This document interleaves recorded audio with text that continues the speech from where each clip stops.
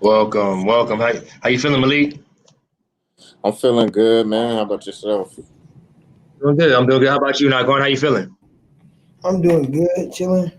All right, cool. Chilling. So you still waiting for people to jump on. So right now I want to give some context for the conversation that we are about to have. And so for as a disclaimer, for those of you who have chimed in and hit me up about this event, no, this is not a propaganda event around forcing people to take the COVID-19 vaccination. What this event is a conversation that is going to center racial justice and the way that those of us who inhabit Black bodies are informed and driven to make decisions based off of our experiences as Black bodies in a racialized society. And we're using COVID-19 and a vaccination as a case study. Does maneuvering in the world and society in a Black body experiencing racism, disenfranchisement, and marginalization inform the way that we posture ourselves toward the vaccine and toward COVID-19, specifically young people? So today we'll be having a conversation with our experts and with these young people who I'll later introduce themselves, and just be an honest, centering conversation about COVID-19 vaccination for those of us who inhabit Black bodies. All right. So first, I'm gonna let my youngsters introduce themselves. I'm gonna start with you, Naquan, man. Tell us about yourself. All right, hey, I'm Naquan Hackett. I'm here with Street Saints. I'm 16 and I live in Southwest Fresno. All right. So before we jump, Naquan, man, what's your personal opinion and view about the vaccine, man, and COVID-19, everything that's been happening in the world the past year? I don't know. I feel like that vaccine is like a trap. I don't know. I think it's giving it to you or something like. That's what I think. Appreciate it. I know we had a conversation a couple of weeks back, man. You told me you heard it makes your arm magnetized, right? Yeah, they talking about like I've been hearing that if you get it like within the 3 shots you get, I guess like the first one you're supposed to get magnets or so, like antibodies or something, and the second one supposed to like spread it, and the last one supposed to spread it all through your body. And I don't want no antibodies or nobody tracking me or nothing. Like, Gotcha. You ain't mess with none of that, man. So cool. So we'll talk about that, man. All right. So our next young person who'll be rocking with me right now is Mr. Malik Tate. Man, Malik, man, tell me about yourself. What's going on, Sel? I'm Malik Tate, longtime friend of Sel. Met him when I was 16. I'm 24 years old now. I reside in the Northwest Fresno, kind of the Fig Loop area, and just ready to have a healthy conversation about this because it's been need to be talked about. Cool. So from your personal perspective, man, the whole vaccine, the whole pandemic that we've been living in for the past year, the vaccine, man, what's your personal views on it, man? How you seen everything? So far as my approach and my opinion as far as on the vaccine right now, I'm quite skeptical, to be honest, only due to the fact that there's just many concerns that I have so far, just due to the fact that, for one, none of the vaccinations have been FDA approved. I just felt like the approach that they had with people getting vaccinated was never really for any kind of health concerns, to kind of make sure that people are okay through with the vaccine. I just kind of felt like it was more of kind of opening back up the economy, and it just kind of felt a little bit rushed. I just felt in this situation, America hasn't really dotted their I's and crossed their T's when it came to the vaccine yet. I don't think they've done enough research, so it's just personally kind of skeptical for me. That's why I haven't yet to make that move getting vaccinated yet. And because of history of what's happened with vaccinations with Black America, and it's just, it keeps my guard up, and kind of a bit of a red flag for me, and it feels a little too rushed. Sure, man. Appreciate that, man. I'm sure we'll talk about that history too. It's important. So the reason why I want to have this conversation is because Kieshaun is coming right now. Is he and I were having this conversation maybe a few weeks ago, and his project really was around the adverse health effects that Black Fresnans face as a result of air pollution. And so he realized that in order for him to understand air quality at the level he does, he had to go out and study it for himself, right? He didn't have that community. But for me, when it came to the vaccination, I had a really strong community. Like my in-laws are a medical family. I went to Xavier University. that's number one for putting Black people in our pre-med. So I had like a really strong network that I could have these conversations with. So I wanted to create that network for you guys as well, a community in which you guys can have these conversations with, share your thoughts, share what's on your heart, and get some good insight. So Kieshaun, you want to introduce yourself?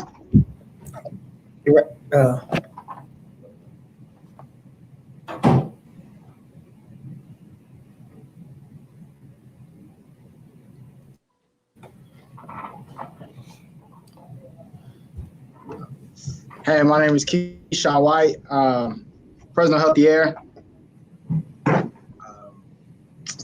Good to be here. Give me some room, bro. They know who you are, but you're good. All right, so now what we want to do is we want to start bringing our panelists. So tech support in the back, Miss Tony, can you bring on our first panelist to introduce himself?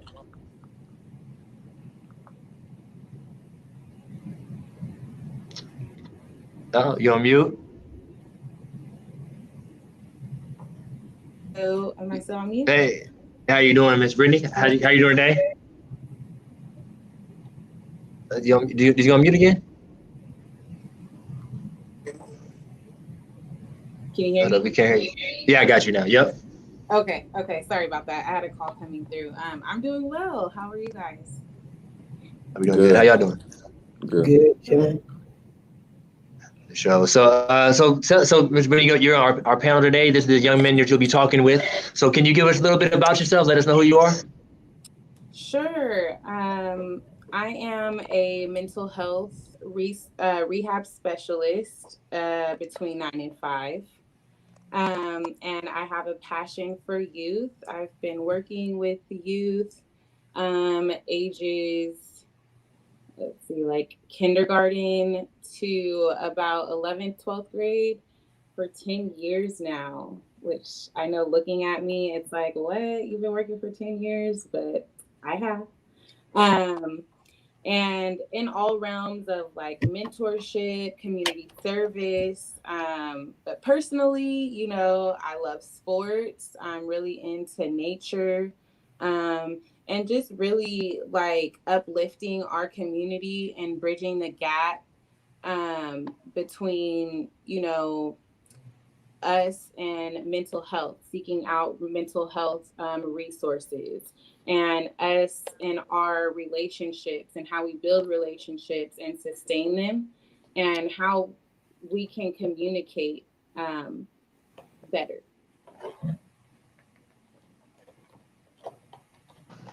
Thank you. So now you met Ms. Brittany. Any quick questions from Ms. Brittany from our panel yet, or from our youngsters?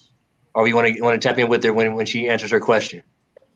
Actually, I have one more thing that might. Oh yeah, one more thing.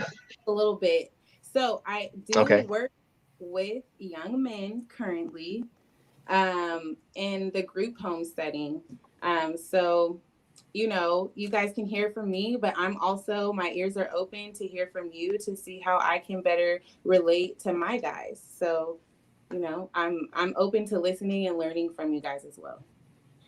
Indeed. Good deal. Thanks. All right. So that's it. Miss Tony, can you bring our next panelist? There we go. So let's see. Can you hear us? Can you hear us, Pastor Kreiner? I'm having trouble hearing you guys. I don't know why. Okay. Can you all hear me? Mm-hmm. Yeah, I'm having trouble hearing you guys. I see your heads nodding up. Hold on. Let me hear you. Let's get him. Let's go to our next panelist, Tony, and come back to him. There we go. So, Miss Karen, so can you introduce yourself to our audience and to the panel here? Absolutely. My name is Karen Lewis, and I was born and raised in Fresno, California. I grew up in West Fresno, lived in the projects. I was bused from West Fresno across town to school, and I completed all of my education here in Fresno. I took advantage of the opportunities that were here, starting in elementary school in West Fresno, junior high across town, high school across town, and continued my education at Cal State University, Fresno. As a matter of fact, all of my family members have attended Fresno State, all have garnered their degrees, if you will. And I have been a registered nurse for about 20 years before I became a family nurse practitioner. And I'll tell you, when I got my first 2 jobs, I was hired by 2 Black female physicians, a Dr. Helen Jones and a Dr. Gail Mallard Warren. So they served as mentors for me. So I think it's very important when you see other people doing things that are like you, it encourages you to do more. So now I've worked internal medicine, I've worked OBGYN, high risk, and now I'm working palliative care for a different company in which I go to people's homes and care for them. It's kind of like bringing the doctor with the black bag to the home, except I'm not a physician, I'm a nurse practitioner. And I'm taking care of some patients that have had COVID in the past and continue to suffer with what's called post-COVID syndrome. So I have a wonderful family, and I just like to encourage youth, and I'm excited to be a part of this. So thank you, Marcel. Thank you. I think we have some questions here, so go ahead. Yeah, what's post-COVID syndrome? Post-COVID syndrome, just to keep it simplified, it's that if you have COVID-19 disease because you did not get vaccinated, if you will, and you have COVID, you go to the hospital. If it's really bad, you might end up in the intensive care unit where you're intubated. You may come out, you may not. But those are the residual symptoms, the symptoms that are left over after a person has COVID-19. Now remember, COVID-19 is a respiratory, spitting, talking, speaking droplets. It's a respiratory illness. And one of the potential side effects is multi-system inflammatory syndrome, where portions of our system, our lungs, can become inflamed. Our breathing area can become inflamed, so it makes it very difficult for us to breathe. So not everyone that has COVID has the COVID, and then the symptoms go away, and then they go on about their way. There are many that have COVID disease because they were unvaccinated, and they continue to have symptoms further out post-hospitalization. Thank you. Yeah, see, she ready to game y'all up. Get your questions ready. So can we get our next panelist on? Can you hear us now, Professor Kreiner? Yes, I can hear you guys.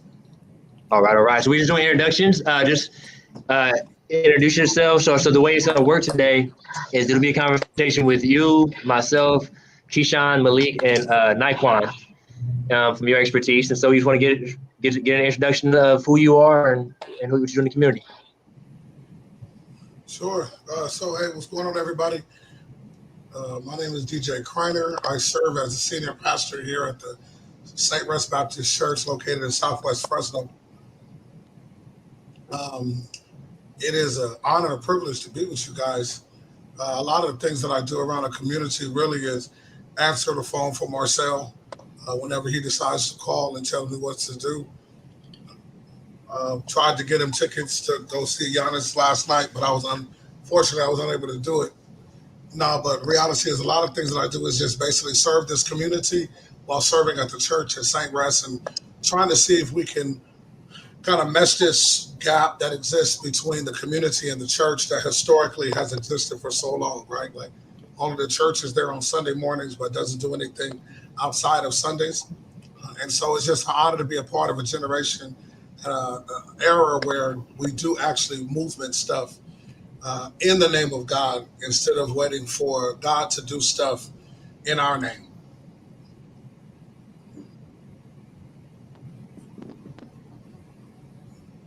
Ashe, we hear that.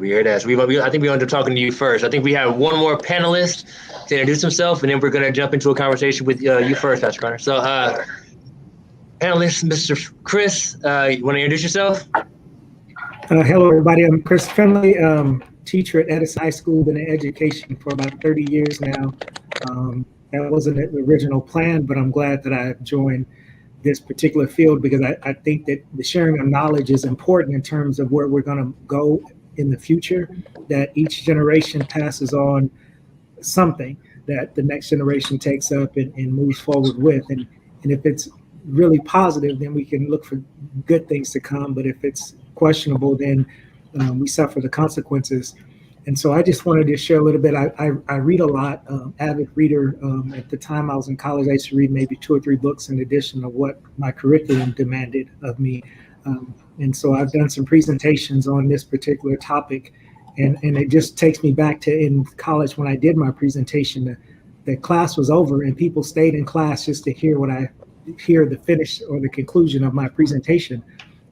Because there's a lot to this whole COVID thing, the vaccination, the government, and so there are a lot of pieces to that, especially when it comes to the African American community, and I'll share some of that shortly. Appreciate you, Chris. Go ahead. Look at my background. So my background is in engineering, but I've been a math teacher. I teach social restorative justice. I also teach Men's Alliance, and so I really am, I guess, immersed in that social emotional piece because I think that's just important as anything else that comes out of education. Great deal, Chris. And I also heard that you're part of the greatest fraternity in the world. What is that fraternity? Yeah, Phi Beta Sigma, and that's my frat brother Marcel. And I think DJ might be a part of one of those other lesser fraternities because he's live. Good show. All right, so let's jump into our conversation with Pastor Kreiner. So we'll see the other panelists in a little bit.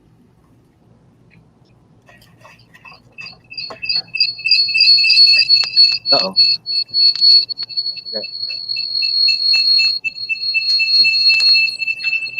You know where that's coming from? There we go. So, Pastor Kreiner, the first question is a lot of your work, because you've been doing youth ministry for a long time. So you know the importance of creating spaces where young people feel comfortable and welcome and they belong, right, in the churches. But also the work you've been doing in the city is the same thing. You want to build a city in which young people, especially young Black people, really belong. So the question for you is, what is the role of faith-based institutions in building communities in which young people can trust the people who have been placed in leadership for their service? Yeah, that's a great question. So, like, I would say, brother, that the reality of it is it's steps, man. Like, I think because we have been absent, the faith-based communities have been absent for so long. I would almost suggest probably since like that 80s and 90s, we have to do more of listening than telling everybody what to do in the name of God. Like, I think it's important to open your ears and listen and hear what the community is saying, because you can't tell anybody or move if you don't have the trust of the community, especially our young folks. Like, it's vital and it's important to have an ear to the streets while at the same time have a hand in the streets as well. But that doesn't mean like moving everybody to do what you want them to do. But the hand in the street means like joining hands with individuals that needs to have their hands joined too. I think that's vital and important to the times and the eras that we're in. I mean, if you think about in the 60s, part of the reason why they recruited Martin Luther King to do the work is because he was young.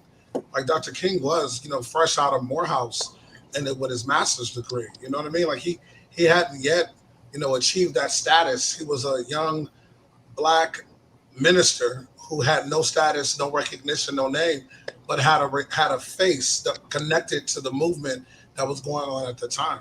And I think like that's the same thing that has to go on now. So like I think our role is, in order to build that trust, is to be visible. So you can't be a bridge to go from A to B if you can't see the bridge that's visibly present. I think so many times we're trying to tell people what we want them to do, what we expect for them to do, but they don't see us unless they come into our churches, they come into our institutions of faith. But faith is the substance of things hoped for. It's the evidence of things not seen. It means that you have to be present even when they don't feel like you're visibly there.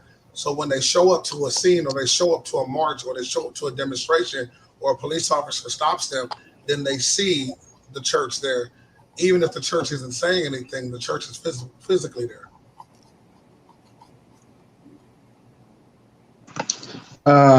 What is your views and take on the COVID vaccine? Say that one more time, bro.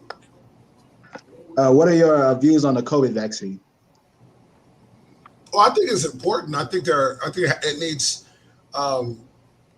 to have like educated studies to it as well, to make sure that everyone understands what it is instead of just like jumping on whatever everybody else is telling us to do. But I do think that it's vital and important to us getting back to any sense of normality.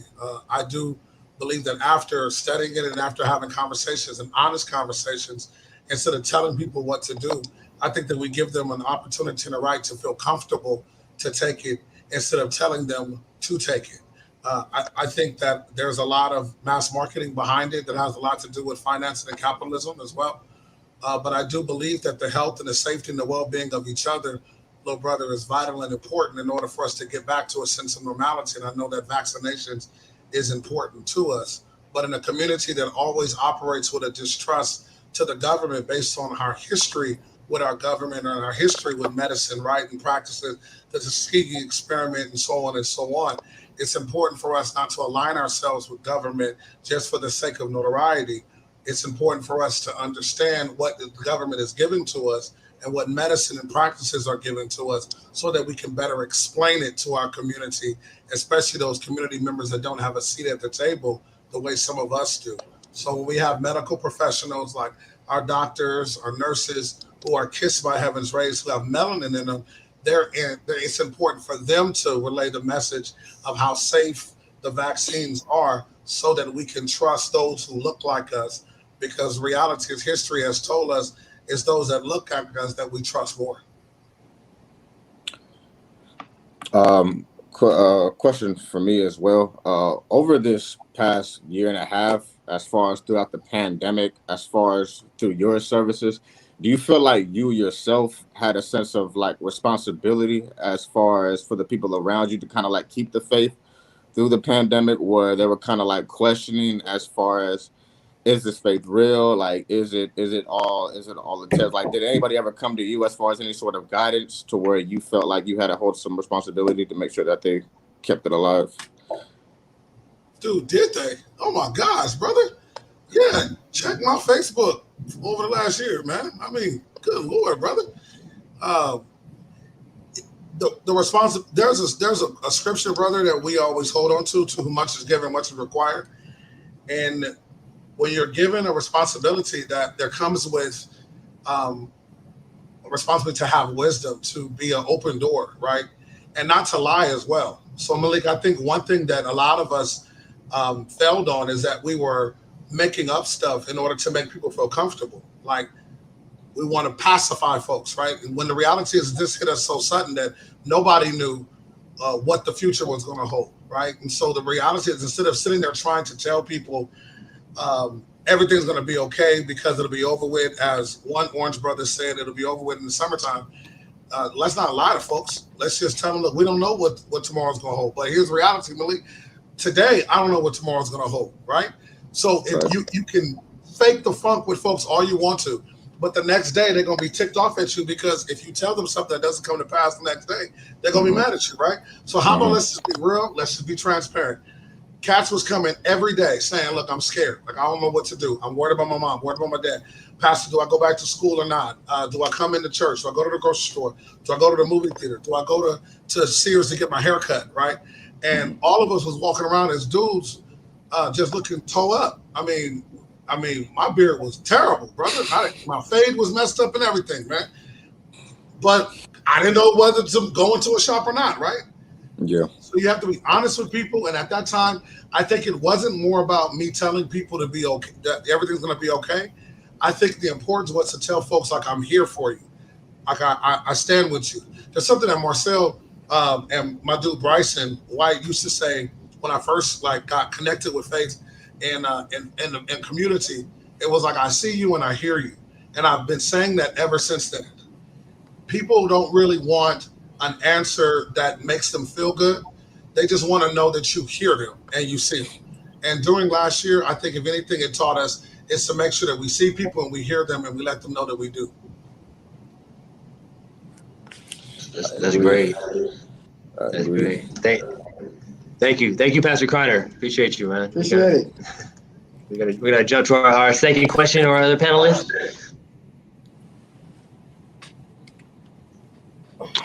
Ms. Brittany and Mr. Chris Finley.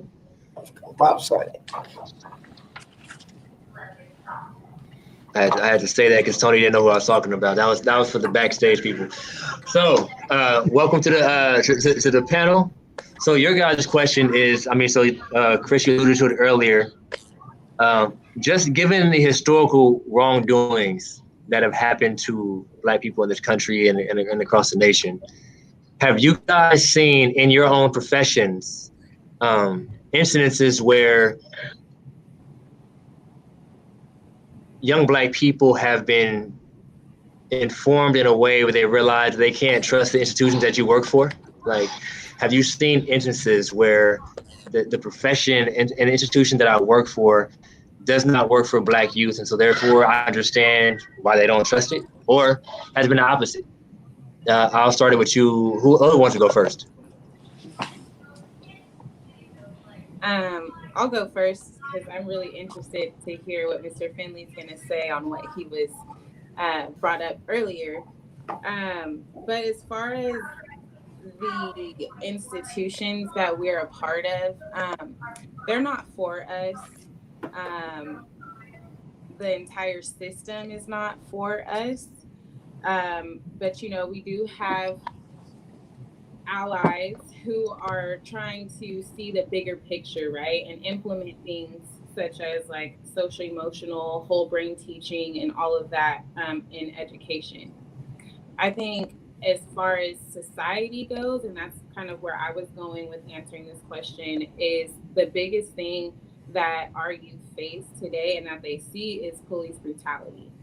And police work for the government, right? And they don't trust the police, so why would they trust the workers, of the government who are the police? So I think that's a big thing. I also think that young people today have parents who are my age and maybe just a little bit older, who they get that information from, and some of us, we don't have the best education on what this vaccine is about.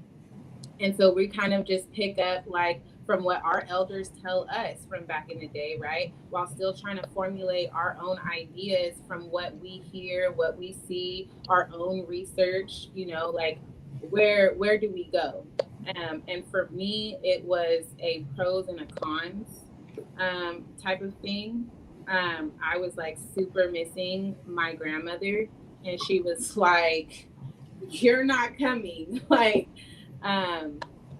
Because I do a lot of social things and I'm out with people, but I wanted to see my grandma. My mom was also very, very skeptical. And it took her a while to, to get the vaccine, as it did me. But at the end of the day, I want to be protected. I still have my reservations, but I want to be protected. I want to see my family. And, like Pastor Kreiner said, like, I want to get back to some kind of normal living. So, yeah. I think the biggest incidences or situations that are happening right now that lead to mistrust with youth is just seeing how we're not being treated fairly or equal or anything. We're just being treated like, barely like the 3/5, if we even want to say that. So. Thank you. Before I go to Chris, can you break down the 3/5 comment that you just made? Say somebody didn't catch it? Sure. So I was just referring to the 3/5 compromise, which I believe was in the Constitution, but you might need to correct me on that.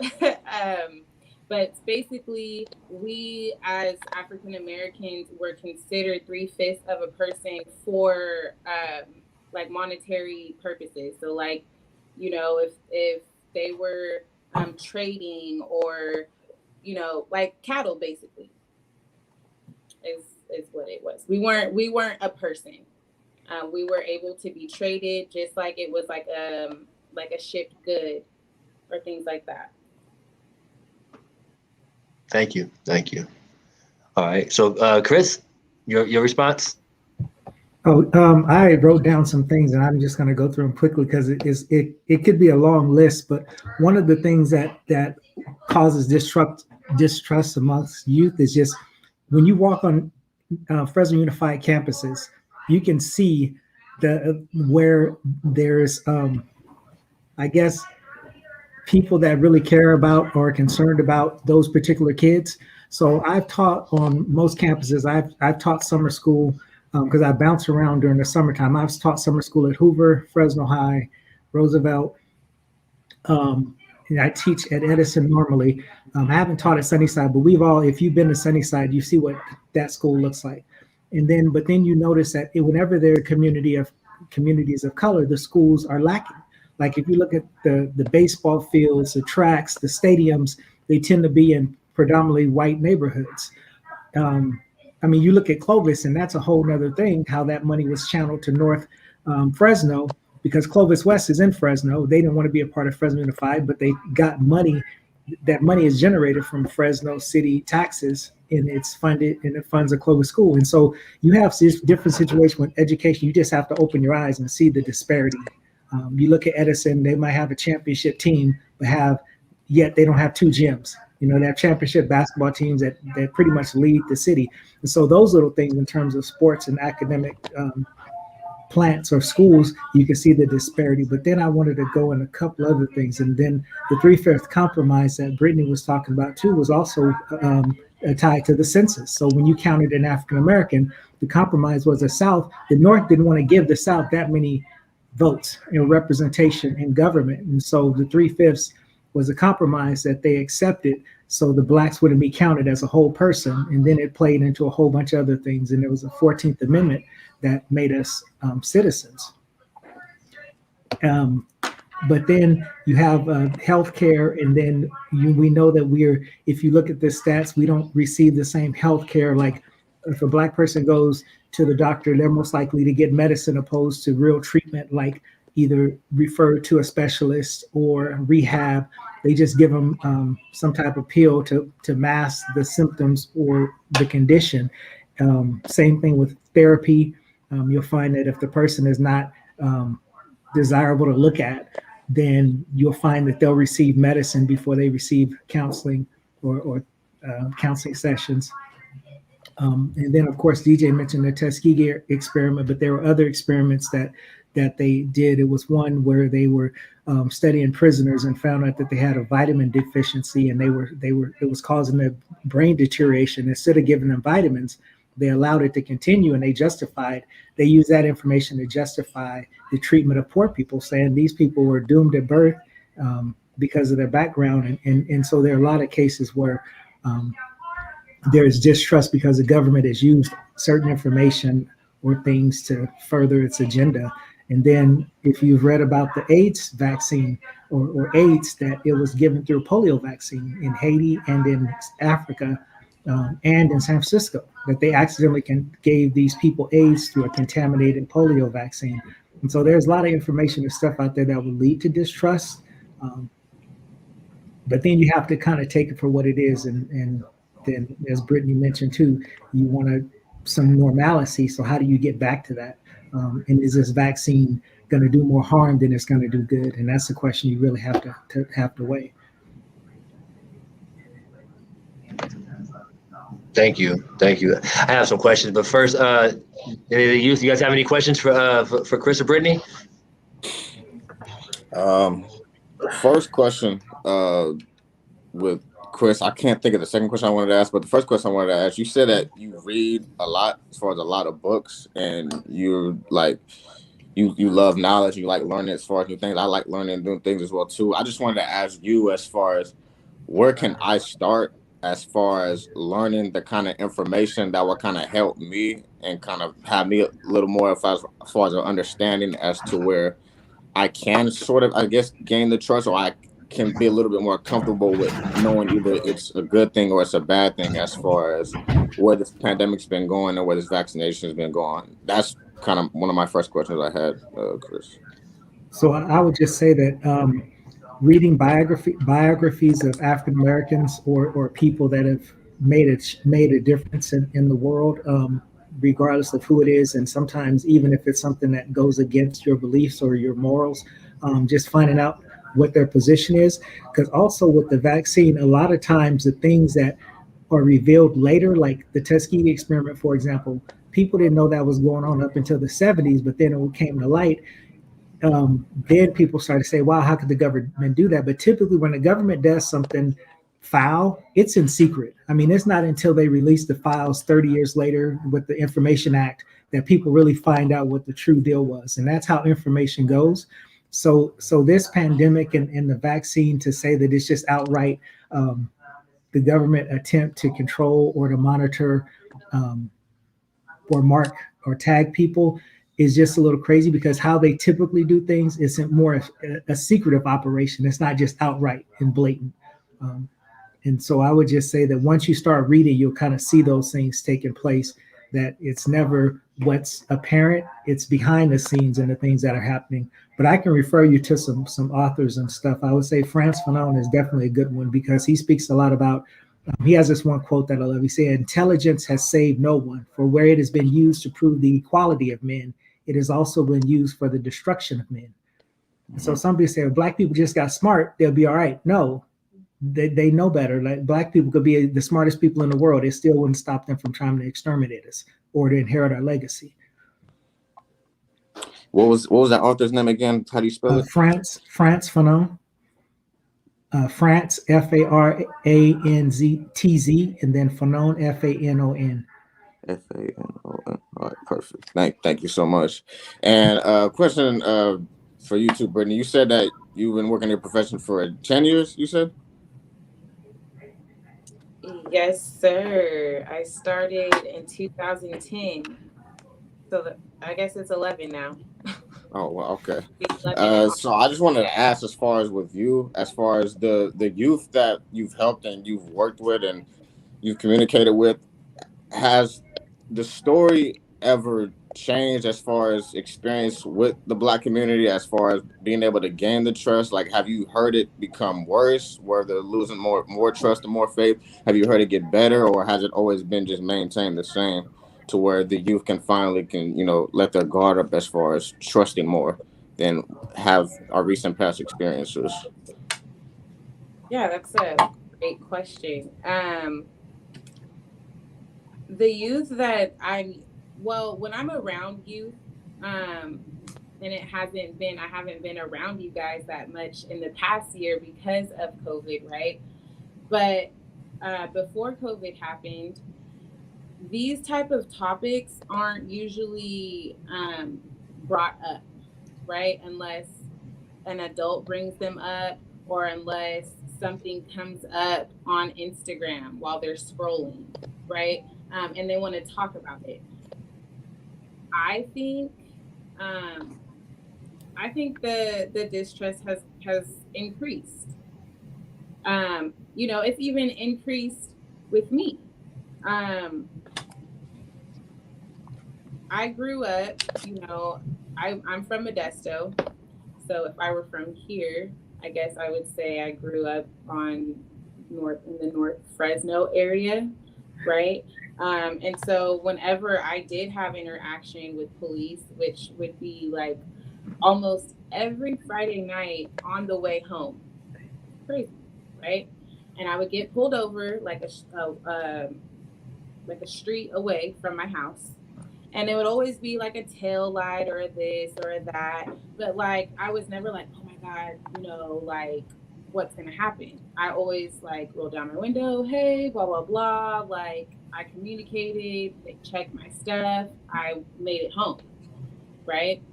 Well, 2009 came, and then it just started like becoming a trend. And so that kind of gave me like, what is going on? My mistrust is increasing, because that's me, that's my best friend, that's my brother, that's my sister's husband, and so on and so on.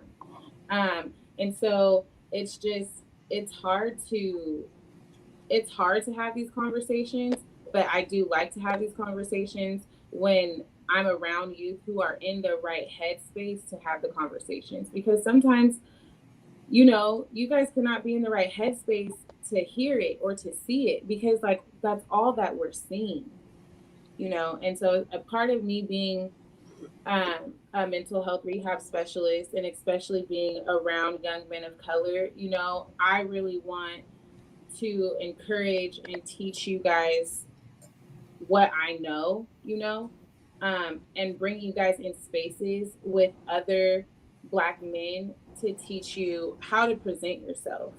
You know, I can't fully teach you. I can only teach you what I know a presentable, right, per society Black man looks like, or what they do.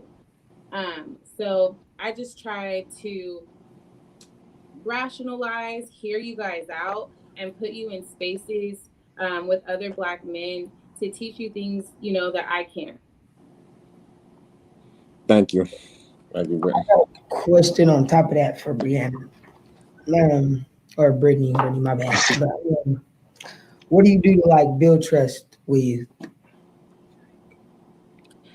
So the biggest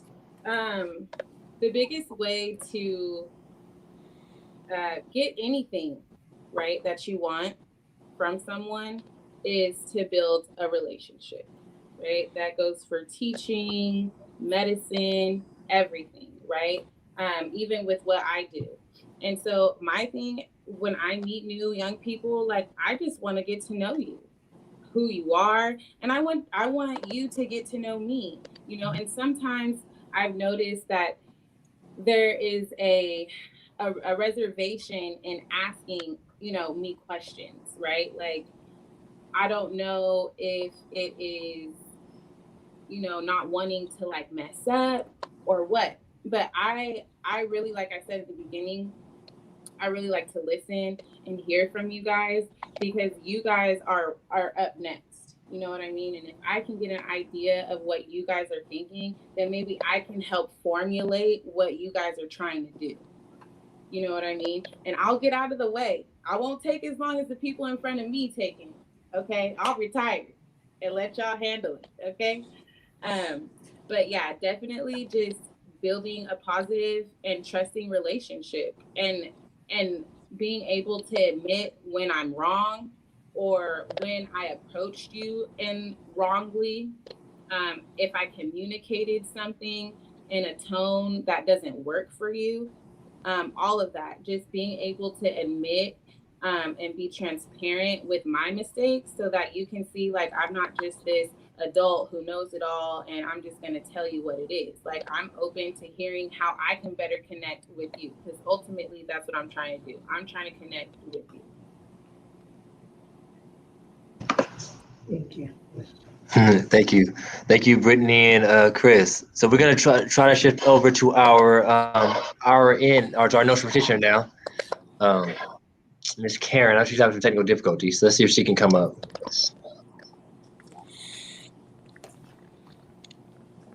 Hello. Well, Marcel, I've been having technical issues. Miss Tony's been trying to assist me. For some reason, I'm going in and out. So if you lose me, I can come right back. But I'm not sure what's going on. But go ahead. Got you. All right. So, did she go out? So she said that she went out. I think a lot of what a lot of what I'm hearing is there's this reality where the story of Black bodies in the society, there's been like a normalizing or an acceptance of like premature death, and even sometimes an arranging of that premature death, and in a way in which Black youth have been communicated to that they don't matter. And in contrast, you have what you're talking about, Chris, what you're talking about, Pastor Kreiner, what you're talking about, Brittany, is that we have to build these relationships in which we convince them and we convey to them that they do matter, that they are loved, and that we have their best interests at heart. And we do that through really intentional community building and trust making. Is that kind of what I'm hearing out of like the group so far? Got that. Absolutely. Got that. All right. So Karen, are you back now? We're gonna try to go fast. Can you hear me? Oh no. Dang. Good deal. Is Pastor Carter still around? He been commenting this whole time. He been commenting. I know he had 6 o'clock. And you can bring Chris back too. Hey, I'm here. All right. So the question is this now. So it's hopefully Karen can come back. I think Chris might be gone. Is that our youth have lived in a society that's incarcerated them at higher rates, normalized their death at higher rates, and really conveys them that they don't care. A pandemic hits, and they say, "Hey, we care about you." All of a sudden, we care about you, and we have this vaccine that we're going to give you because we care about you, we love you. Take the vaccine, and so they're obviously skeptical, right? So, as someone who loves our youth, if Karen can talk, I'm gonna let her. This is the question you're queuing up. Someone who loves our youth, what do we say outside of the system that normalize their death as people who love them, as their elders and leaders, to say, hey, this is what I think that you should look into as you consider taking this vaccine, right? So that's gonna be your question. Like, what's an invitation? Not to like put it on them, but what's an invitation that you want to invite them into as somebody who cares about them and loves them, and considering this vaccine? So, Karen, you there? My mic muted. Am Okay. I muted? Okay. No, we hear you now. I'm pretty sure. All right. I'm going. Yep. So we should have her comment there. All right. So Whitney and DJ, as she's trying to get back in, respond to that invitation.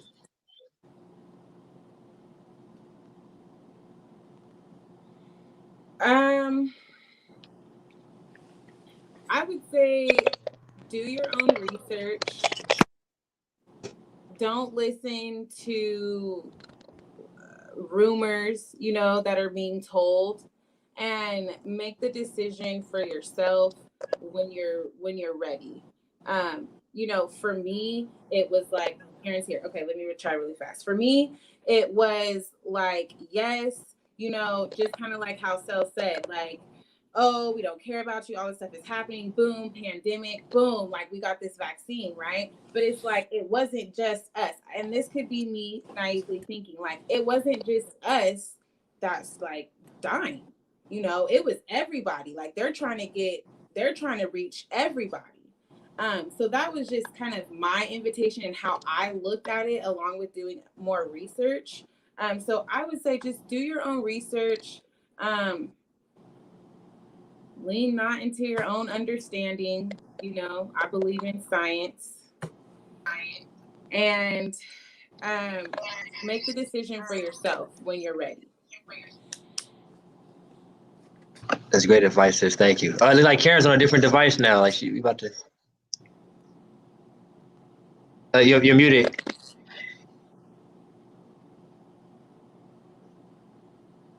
We can't hear you. You're muted. Wonderful. There we go. Okay, I think the host had me muted. Okay, so one of the things that I'd like to say is that, do we all know why the vaccine was created? The first one was to prevent hospitalizations, and the second reason was to prevent death. So in my mind, by not getting vaccinated, you're signing up for either a hospitalization, which can go terribly wrong, or you're signing up for death. Because it was spoken earlier so eloquently about our history and medical science, and why we're a little nervous about everything based on history. I would say that we have to think about the here and the now. We'll never forget the past. We will never. Look at our skin. We'll know the past. When we walk into places, we know the past. When we drive a car, we know the past. When we go into an office, we know the past. But we have to live for the here and now. Now, in terms of you getting the vaccine, what I'm saying to you is you don't want to get COVID-19 disease. And now there's a new variant called the Delta variant, and it is more infectious than the previous. So we are seeing more kids 12 and under that are hospitalized. So thought before that the COVID-19 vaccine was a mild, children, when they got the virus, it was a milder case. Well, children are being hospitalized now at the rates are much higher. Now, as we all move about in society, whether we're in school, the grocery store, playing a sport, we're at work, we're traveling, we're putting ourselves at risk. But not only that, the people that live in your homes, those that are older, the immunocompromised individual, the people you work with, your friends that are around you. Now, one of the things that I heard was do your own research. It's very important because before you can ameliorate or get rid of something, you have to understand what the something is. Now, what I will say, it's important for you to trust medical science, because if you are not trained to read research, you can get lost in it. So not everyone can read a research paper. There's some that I have trouble with. So I can't say that I read that paper and I fully understand it. So be very careful with that. But it is important to talk to people that are like you. It's important to talk to people who have a pro and a con side. Now, for me, I would not tell you to get the COVID vaccine if I myself had not gotten it. I recently sat on a town hall symposium with the recent past president of the American Medical Association. He works with the World Health Organization. He works with the Centers for Disease Control. Did he get the vaccine? He is a Black man. Yes, Dr. Oliver Brooks. And also on that town hall were 4 other local physicians. Have they gotten the vaccine? Yes. So, and there were, I think 4 or 5 pastors. This was, and you can look this up, January 16th with Family Community Church. It was called Pastors and Physicians Town Hall, COVID-19 Treatment and Vaccines.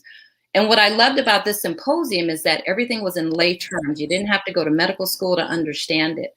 But I'll tell you, because I care about all of you whom I've just met for the first time, my recommendation is that you get the vaccine. That is my recommendation. I'm not going to drag you there. But remember, we have to be patient advocates for ourselves, right? I worked with a doctor in high-risk OBGYN, and I remember her saying, why should we care about patients more than they care for themselves? So you have to be a patient advocate. And even though generationally, we tend to follow what our mothers and fathers have done, what our grandparents have done, it's very important that we formulate our own ideas, but make sure that they are in sound science and that they make sense to you. And I would also say that if you have any questions, reach out to mentors like Marcel. Maybe he can connect you with someone that can fill in the dots. But in California, there's over 39.5 million people, and only, I want to say, 61% or so have received 1 dose, and maybe 53% are considered fully vaccinated. So you get the 1 shot. The reason most people don't want to get the shot, truth be told, is that they don't like pain. They don't want to be jabbed. But they don't want to say that. But you're not fully vaccinated. If it's the 1 shot Johnson & Johnson, you're fully vaccinated plus 2 weeks later. If it's the Pfizer or the Moderna, you have to get both shots and then wait 2 weeks, and now you're fully vaccinated. But most people, most youngsters don't want to get it because first, there's a lack of understanding, and then there's the mistrust of the medical community, and then there is listening to those generations before us who remember what has happened, but at some point we have to think about the here and the now. And the here and the now is COVID is here, it's now, it's still going on. So you need to protect yourselves for the here and the now. You know, we understand all of the medical maltreatment from years ago, but this COVID-19 is no joke. People are going into the intensive care unit and they're not coming out. Did any of you see the stories where the morgues were overfilled? They had people in the street. They had bodies in the refrigerator trucks. Okay, the mortuaries couldn't handle the business, so people were just left wherever. Nobody wants that. Or what about not being able to see your family in the hospital? You have to talk through a phone, or there's no one there to help you make decisions for yourself. So what I'm saying is, if I were you, it's just a recommendation. I'd soldier up and get the vaccine for sure, because then you protect yourself and you protect others. But you also give yourself a winning edge in terms of not getting COVID and ending up in the hospital, or for that matter, dying. So, you know, the COVID vaccine, I want to be very clear, it does not keep you from getting COVID. It reduces your risks of getting symptomatic COVID by 90 to 95%. So if you lined 100 people up against the wall, 90 to 95%, because they've gotten the vaccine, they may get COVID, but they'll do just fine. But then there's that 5% that will end up in the hospital or ultimately dying. My recommendation is to find a site with the African American Coalition. I do some volunteer work with them, and they have clinics. I believe at this point they're doing walk-ins or appointments where you go in and get your vaccine. You get the first dose, and then you get the second dose. A couple of weeks later, then you're all done. And that's it. You're all done. You have a lot of protection. And again, talking to people who are like you, really understanding. And again, I'm not going to say, I will say do your own homework, but on the other portion of that is that if you don't understand research, talk to someone who does. Any other questions? Yeah. So first question, okay, you said that you did or you didn't get vaccinated? Yeah. I did. My whole family has been vaccinated. Which one did you get? Sorry. And no, go ahead. Go ahead. I was going to say, which vaccination did you take, you and your family? Okay, the shot that I got, and the recommendation is whichever one is available. My first choice was to get the Pfizer, and then my second choice was the Moderna. The Johnson & Johnson came out a little later, but I received the Moderna. Everyone else in my family received the Pfizer, and that was just by chance. I was called to St. Agnes Medical Center, and Moderna was the one that they were giving that day. I didn't care what it was. I just know that I don't want to die from COVID, and I don't want to end up in the hospital with a tube down my throat helping me breathe. You know, so I wanted the protection for myself and my family and my patients. You know, being in healthcare is very risky. The people that I'm around, you know, we pray that people are telling us the truth. So when we see people, we ask to see their vaccination card so that I know that I'm sitting in a home or a space with another vaccinated person. But we're taking care of patients that have post-COVID syndrome, and they're having a hard time breathing. They have all of their mental faculties, but they're sitting there and they can hardly breathe. They can't work. Some of them are truck drivers. They can't drive trucks anymore. They're the breadwinners for their family. They can't do any of that. They're sitting at home on oxygen, and it's very, very unfortunate. And many of them had chosen not to get vaccinated. They had chosen not to get vaccinated.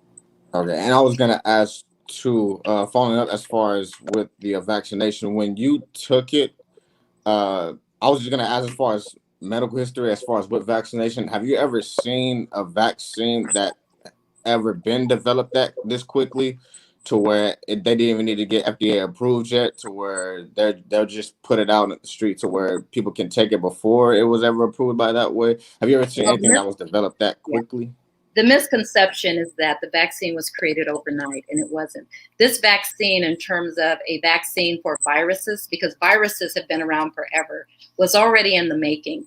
And once they were able to isolate the strain and what have you, they were able to, I'm going to say, adjust it and make it appropriate. Now, remember, the COVID-19 vaccine does not prevent you from getting COVID-19. It just protects you, reduces your rate by 90 to 95%.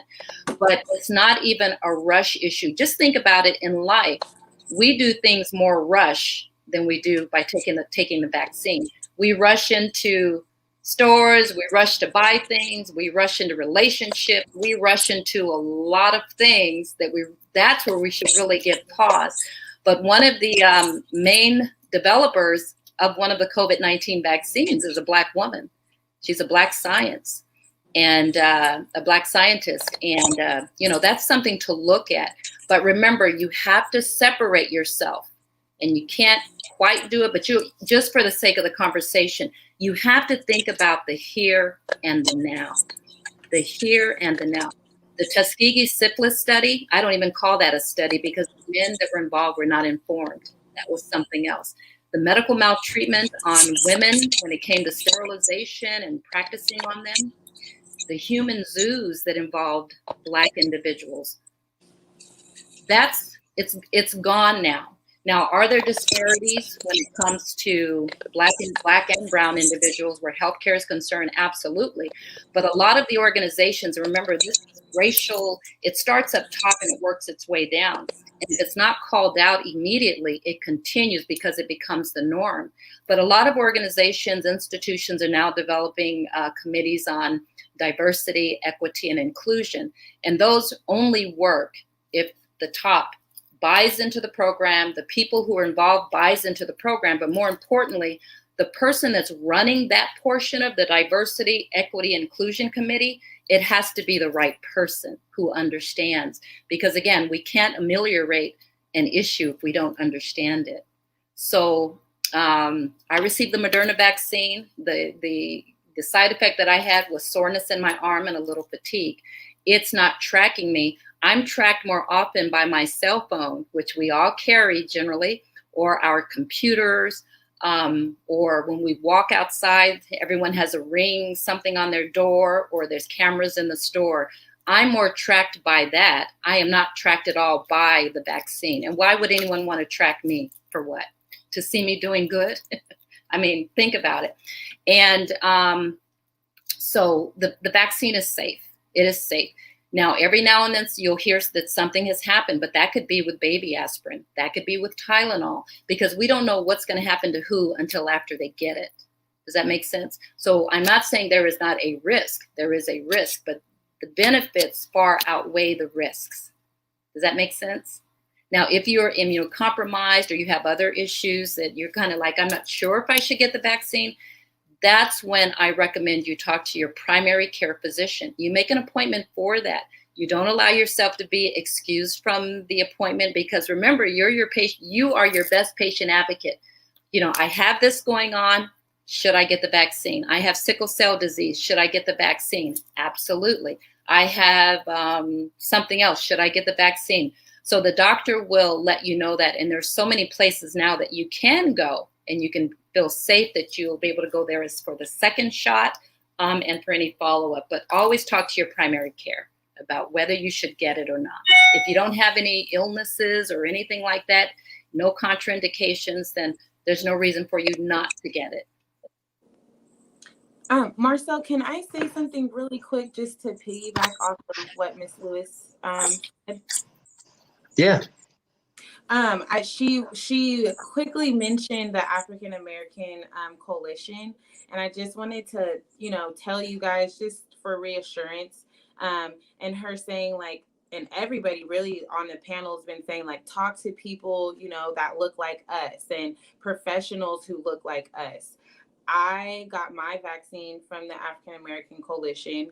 I just felt more comfortable, right? I could have went to Kaiser and got it, but my best friend, it works for them. I know, Miss Shantae, they're doing research. I'm looking things up that they're telling me to do, right? Because I trust them. And even my nurse was Black, and I am terrified of needles, terrified. I have to literally pull it together before I sit in the chair every time as an adult. And she did it, and it was the best shot I've ever had in my whole life, and I'm gonna be 30 in a month.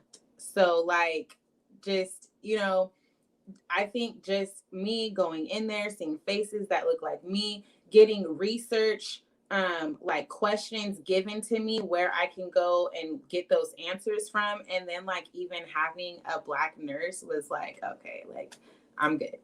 And that's just to give you some reassurance. Thank you. So, let's say something, Karen? Oh, you're on mute. I don't know. There we go. There we go. One of the things to say is that it's important and it makes you feel better when there are people like you. But if you can't go to the African American Coalition where there are people that look like you, the same skin tone, that knows everything there is to know about our people, and say you go to CVS Pharmacy or Rite Aid and the person is not like you, that doesn't change the vaccine. Remember that. It doesn't change what's in the little vial. that vial will prevent you from prayerfully hospitalization and from dying from the vaccine. So just remember that. It makes you feel good and warm and fuzzy inside that someone is like you, but you may have to go on a day where you have to go to a pharmacy and the person giving it to you is Asian, maybe white, maybe Hispanic. Doesn't change what's in the vial and what that vial will do for you and your health. And the other thing, sometimes we want to stay in our stance. Everyone else is denying or not taking the vaccine. I'm going to go along versus taking a stance and saying, you know what, you guys do you, I'm going to do me, and I'll pray for the rest of you. But it's very important to be willing to step outside of the box and to sometimes go against what everyone else is doing in the family. And just say, you know what, I need to protect myself, and I need to protect my grandmother. I need to protect my little cousins who are not able to get the vaccine because of their age. Because you have to be 12 years or older, and you can only get the Pfizer vaccine if you're 12 years or older. The other ones are not available. Go ahead, Marcel. I'm sorry. No, thank you. Thank you. Yes, I know we're a little over time. I want to thank our panelists for all the information you guys give us. So I want to give just our young people an opportunity to thank you for the conversation and to bid you all to do. So Malik, Naquan, Kieshaun, these Thank you are all. our panelists. Good conversation. Now, if I can ask a question, have any of you, has your view on the vaccine been swayed at all to the point where you'll do something to protect yourself? Or are you still an adamant no? I wouldn't say an adamant no. Like I said, this is more upon myself because I was just like firmly like incarcerated, like not only like probably like 2 months ago. So and then just the whole conundrum in there about the vaccine that we're pretty much guinea pigs. And so me being released, I haven't really been able to educate myself pretty much about the outside world view of things. But I really don't like myself. I don't like people opinions swaying me to do or not to do things. So it's pretty much based on myself to get educated. But another thing is that pretty much my history is in environmental justice and environmental advocacy. And so with that, it's kind of how I say, contradiction that I'm not pretty much protecting myself and making sure myself is healthy. And also my platform and my, I'll say, I want to say my fans, but the people that look up to me and follow me through my work, I would like for me myself to give them a better understanding about the COVID vaccine. So not only by attending this, it's a great start. So yeah, to you. But again, what we have to do is we're always going to remember the past, but we do have to think about the here and now. So yeah. I'm not. All I'm saying is the reason the vaccine was created was to prevent hospitalization and to prevent death. Mm-hmm. Okay? And if I've gotten it, then I have some sense of trust in it. We can't trust all things all the time, and I understand that. But when you see the morgues overfilled and the healthcare workers are dying and the people in the intensive care unit beds, they're running out of beds because of this thing. It's real. It's not phony. It's real. And the unfortunate thing is we always think it'll never happen to me. And that's not the case. Not at all. It can happen to any of us at any given time. I think probably the biggest thing is when people informing people about the COVID vaccine. So when things go wrong with something, people like to tend to point the finger and put the blame on somebody. So case may be they get the vaccine and some health problems happen. Okay, it's that person's fault. They told me to get it, and I shouldn't have trusted. And make it matters worse if there was an African American person that told them to get it. They'll like to point the blame. How can you how can you provide better information for, because everybody's body's different. How can you if something do happen, how can you inform them or tell them that it's pretty much going to be okay? It's not really such a big deal to get upset about. Yeah, depending on what happens with any medication or anything, there could be potential side effects, whether it's Tylenol that you're giving a baby or what have you. It is about an informed decision. It is about you ultimately making the decision for yourself. But making a decision simply versus informed decision, that means you have the information to make the best decision that is for you. Now, if someone took your arm and drug you in and made you sit down and take it, that's a whole different thing. What I'm saying is that I'm a healthcare provider. I've taken it. If I get COVID, I have a 5% chance of having symptomatic disease, where it, otherwise 95% or 100% chance. So if one of you were to take it, you can't say, well, Miss Karen told me to get it. What I'm saying to you is, you want to go to the hospital, or you want to go to the unit, you want to die from COVID. And there are a lot of deaths that are already occurring within brown and Black people from high blood pressure, diabetes, high cholesterol, murder, suicide. I mean, we don't need to add anything else to our plate. In being with the incarceration history, I would definitely recommend, my recommendation is that you get the vaccine just to protect yourself, really to protect yourself. And you don't do it for the people who are following you, your fans, the people, you don't do it for them. You do it for yourself. And oh, by the way, it helps them. So I got the vaccine for me, but oh, by the way, it's going to protect my family. They got theirs, and oh, by the way, it's going to protect me. And the same thing for patients. I did it for me, but oh, by the way, my patients will be protected from at least me giving it to them, because I still mask up and what have you. So you'll make the decision that's best for you. But again, follow the science and not the social science. And when I say social science, that's everyone saying, oh, the vaccine's going to do this, it's going to do that, you're going to blah, blah, blah. That's not what we follow. And that's what we tend to do. Our norm is to follow what other people are saying and doing, when we really have to put ourselves in a box and say, what's best for me in this case? In this case, what's best for me? And we have to quiet the other noise. Just quiet the other noise. So suck it up and let's all be adults about it. No, you don't want to get you do not want to get it. You don't want to get COVID-19, period, because they still don't know what the long-lasting effects are going to be for those that were positive. They still don't know. And they don't know how long they're already talking about a booster shot. And if they come up with a booster shot, I'm going to get it. What is a booster shot? It's something that helps continue to allow your body to make antibodies to fight the infection, the virus. Mm-hmm. But for now, you don't even need to worry about a booster when you haven't gotten the first two, you know what I mean?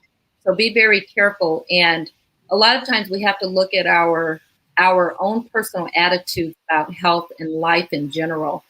As to whether we decide to get the vaccine or not, we have to think about, what is our history? Have we had a negative history when it comes to medicine? When's the last time you had a visit with a primary care or a specialist?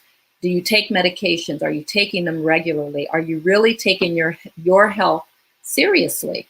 And oftentimes the answer is no. And that's just based on the science, people that I see. But we really have to be accountable to ourselves, and we have to be accountable to the decisions we make about our body, and we have to be our own advocate. But everyone deserves to be treated like royalty when you go to the doctor. You deserve great, superior care, and you have to demand it. But wrap everything in love and kindness. But you definitely deserve good care, great care, superior care, actually. Yeah. Thank you. Thank you to our panelists. And I think that Karen gave us the mic drop, huh? I don't know. I think so. So we're in here, and we'll just thank you guys for your time and for your expertise. You're welcome. Thank you. Thank you. Nice meeting you all. Bye. See you, Marcel. Thank you all. Thank you. Oh, my mic is